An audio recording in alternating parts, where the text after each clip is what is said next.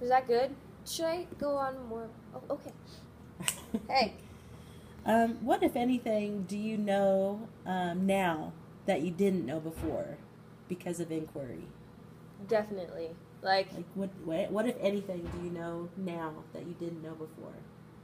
well, I never thought that in the classroom you could have your own ideas. It was always the teacher coming up with ideas, the teacher planned and everything, and the teacher knowing the answer, and it wasn't like that. It was, you had to figure out the answer by yourself, and Miss Bonner really helped with that. Thanks, Miss Bonner. What, if anything, can you do now that you couldn't do before because of inquiry? I can critique. I can look at something and see the flaws and the good parts of it.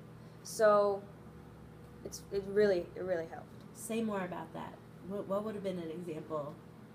An example of this skill would be up in I visit Miss Bonner quite often. She's my favorite teacher. And I saw her new project, which is remodeling a classroom. And they had this big board up there, and they had everything they wanted in their classroom. And I looked at it, and I wasn't just looking at it like, oh, that's cool. I was looking at it, oh, what can they do better, or what did they do really good, and I could give them feedback about it. And that's what inquiry does to people. It teaches people to learn, like tell people what they did wrong and what they didn't. So pretty much. Okay. Kind of building off what you're saying, what do you think had the most influence on this new knowledge or this new skill? So, like, you experienced inquiry. What do you think has been the most influential to you? Something that's been long-lasting for you as a person, as a learner? What's had the most influence? Confidence in the classroom. Okay. Because when I was younger, I had a problem with focusing on what the teacher was saying because I didn't understand.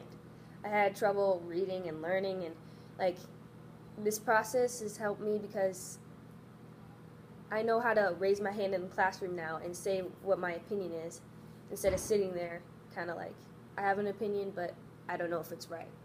So, confidence, really. Okay. How did technology impact your experience with inquiry?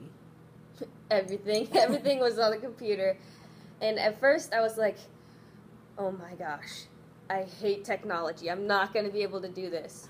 But I did do it. And I'm proud of myself for it because if we didn't have technology, I don't know how we would have done that. So would you say that you have a comfort now with technology that maybe you didn't have before? Definitely, because in high school, we have this thing called Google Classroom, and we use it all the time. And without the inquiry process and you doing everything on the computer, I probably wouldn't even know how to do it. Do you feel comfortable in terms of if you, say, have an assignment for a current class now, technology would be something that you would be inclined to incorporate in that project? Definitely. Okay. How was your creativity challenged or maybe flourished during this time using inquiry?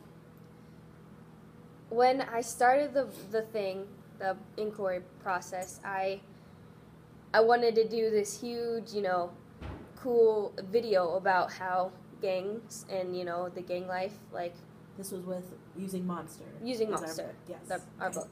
Yep. And I wanted to do this huge project, and I had to do it with people because you can't just do something by yourself and, that process. And I realized that it's not going to be perfect. It's not going to be your vision. It could be better or it could be worse. And when I started it, I thought, oh my gosh, this is nothing like I wanted it to be, and it's not turning out the way I want it because nobody's cooperating with what I want.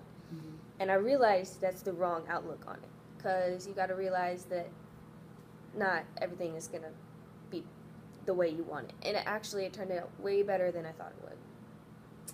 So that kind of spawns into my next question. What did you learn about collaboration throughout this process, and how does this impact your collaborative efforts currently in your next grade level? Well, both the inquiry and the Genius Hour projects really helped that. Because when I was doing the inquiry project, there were some people who wanted to do it, and there's some people who didn't. And the people who wanted to do it, they really helped me. But the people who didn't, I kind of had to learn to work with them too. And then with the Genius Hour, I had Zane, which was like the best partner I've ever had on a project my whole life. And it taught me how to work with each one of them. So if I have somebody who's not cooperating with the project, I know how to fix it. And if there's somebody who's, really helping, I can, do it with them. Tell me what strategies you had to employ when you had those people who didn't want to necessarily collaborate with you. You have to bring them in the conversation, because they usually feel like they don't know what's going on. They don't know where to fit into this. And you gotta grab their attention by something that, goes with it, but they like also. So you have to know the person. So you probably should get to know the person before, for your project, if they're like that. And pretty much, keep them engaged. They have to have hands-on things to do stuff. So, yeah. Let's think about the other side of the spectrum. How was it with working with Zane for an entire semester? And you claim that he was the best partner that you've ever had a chance to work with in terms of school. What did that do for you? It did for me, if I didn't want to, blogs. I always bring this up, but the blogs that Miss Bonner assigned us, they were long, and you had to explain your process, and, you had to, tell them what you did, and I could say it, but I couldn't type it because I just wasn't that type of person. I could write stories, and I could come up with an essay, but I could not tell you what I did for the life of me. So Zane did it, and it was really good because he would type it, he knew what to say, he was very illiterate with it, you know what I mean? Mm-hmm. And I just couldn't do that, and it was just good. It was just a good partnership, and it helped me now because I don't know where I would be without the Genius Hour stuff and Zane being my partner. You almost kind of worked on each other's strengths and weaknesses and made each other successful throughout that process, from what I'm hearing. Would you agree with that statement? Definitely. What do you think was the most interesting aspect of using inquiry? Most interesting. Most interesting? Most interesting. I'd have to say nobody likes research. So, when you had all that information in your brain, and you had your action plan, and you had the thing you were going to do, and right when you dove into doing it, it's like all of it was worth it. So pretty much the whole hands-on experience, the doing whatever you were planning to do, pretty much. Okay. What do you suppose was the most challenging aspect of inquiry? Challenging was the putting your information into what you were doing. So if you were, I don't know, say, okay, I'm just going to use mine, for example. So I knew all about the artists and stuff, and I wanted the kids to know too, but I wanted them to stay engaged with the subject. So I had to do some research to realize that you have to put them together. Them doing what the artist did was a great idea, and I'm glad that Miss Bonner pitched it to me. Okay. What were some of the unwritten skills you had to use, strengthen, or improve on to be successful throughout our interactions with inquiry? Compromise. Okay. Say more about that. Like I said, if you wanted it to be perfect, it's obviously not going to be perfect. And if somebody wanted to do something, and you were controlling the whole thing, you have to let them have a say in something. Mm-hmm. So, besides compromise, is there any other unwritten skills that you would identify that you had to use, strengthen, or improve on? Compromise was a big one for me. Public speaking. Okay. Definitely. Even now, I'm kind of nervous because it's just hard to talk about something that's so close. You know what I mean? That you know a lot about, and to get it out in words. So, yeah. Tell me what this has done in terms of yourself as a person? I mean, we've addressed a lot of things of you as a learner, but you as a person, what has this experience done for you?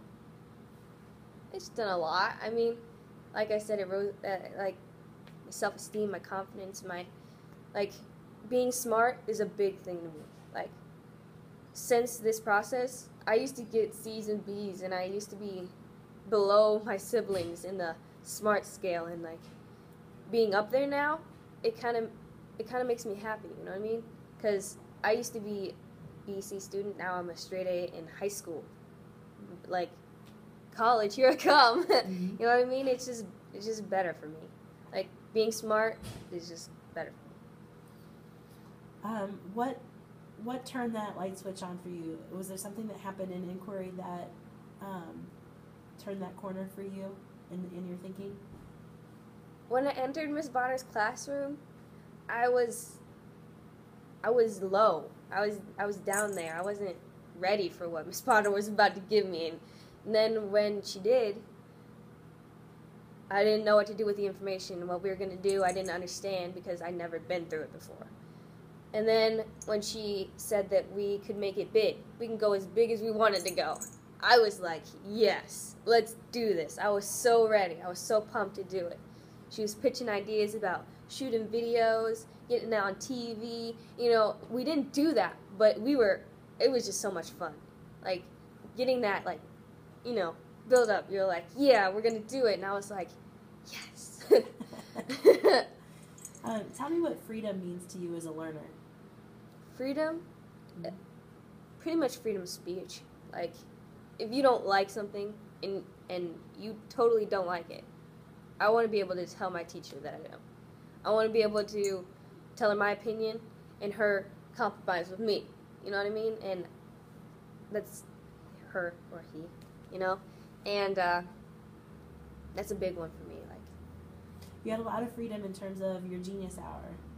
mm-hmm. So can you speak to that a little bit more in terms of what that means to you? With freedom comes responsibility. Oh, Superman, or Spider-Man, I mean. I think that's it. But you got to be responsible. I mean, you have deadlines, but they're not set in stone. Mm-hmm. But you have deadlines, mm-hmm. and if you don't make them, you're gonna be in a rush. Don't procrastinate. That's a big one. Like if you procrastinate, you're not gonna get it done. Yeah. You have to have an action plan. How has your experiences with inquiry impacted your learning process? So you as a learner right now in a different grade level, how has this experience impacted where you are now as a learner? Well, as a learner, you have to ask questions, or else you're not gonna process it at all. So pretty much, inquiry and asking questions and digesting the information and putting it into something, it just helps in all aspects of high school. Now I have a new class of kids that are getting ready to get into Genius Hour here within the next couple of months. Do you have any advice for them? Don't procrastinate, number one. Pick a good partner. Definitely don't go with your best friend if they don't like the same things as you do. Pick somebody who is just as interested and excited about it as you are. 3, be reasonable, but think outside the box. So don't be like, oh, we're going to build a rocket ship. Yeah, we're going to go to space. Just be like, hey, let's build a little toy rocket ship, you know? Think practical. And 4? I'm on 4, right? Okay. I don't know. Just be nice to your teacher. Talk to me about the idea of taking risks in learning when it comes to inquiry. Don't be afraid to make mistakes. Timeline, big mistake. I spent half of my Genius Hour trying to make a timeline. What? It's not what you do. Just don't be afraid to fail, because you are going to. It just happens.